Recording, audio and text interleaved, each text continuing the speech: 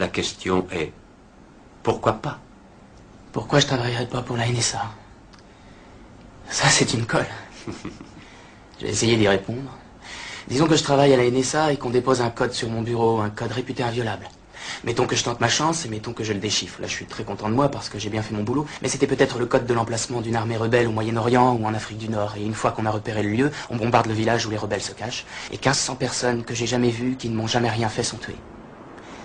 Et les politiciens, ils disent, envoyez les marines s'assurer la sécurité parce qu'ils en ont rien à foutre. C'est pas leurs gosses qu'ils envoient se faire descendre. Comme eux, ils sont jamais allés au feu parce qu'ils étaient tous planqués dans la garde nationale. C'est un pauvre môme de Boston Sud qui se prend un shrapnel dans les fesses. Et il revient pour apprendre que l'usine où il travaillait s'est exportée dans le pays d'où il vient d'arriver. Et le mec qui lui a filé le shrapnel dans le cul, c'est lui qui a son job. Parce qu'il bosse pour 15 cents par jour sans pause pipi. Maintenant, il comprend que la seule raison qu'il y avait de l'envoyer là-bas, c'était de mettre en place un gouvernement qui nous vendrait le pétrole pour pas cher. Et bien sûr, les compagnies pétrolières exploitent le conflit qu'il y a eu pour faire monter leur prix et se faire du même coup un beau petit bénéfice. Mais ça aide pas mon pote qui travaille pour des clous. Ils traînent un max à livrer le pétrole, bien sûr. Peut-être même qu'ils vont employer un alcoolique comme capitaine, un buveur de martini qui s'amuse à faire du slalom entre les icebergs, jusqu'au jour où il en frappe un, le pétrole se déverse et ça tue toute vie dans l'Atlantique Nord.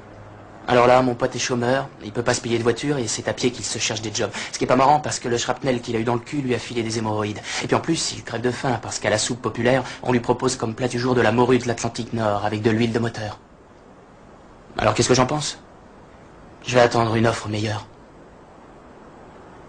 Je me dis, putain, je ferais peut-être aussi bien de descendre mon pote. Prendre son job, le filer à son pire ennemi, faire monter les prix, bombarder, tuer des bébés phoques, fumer de l'herbe, m'engager dans la garde nationale. Et puis je serais peut-être élu président.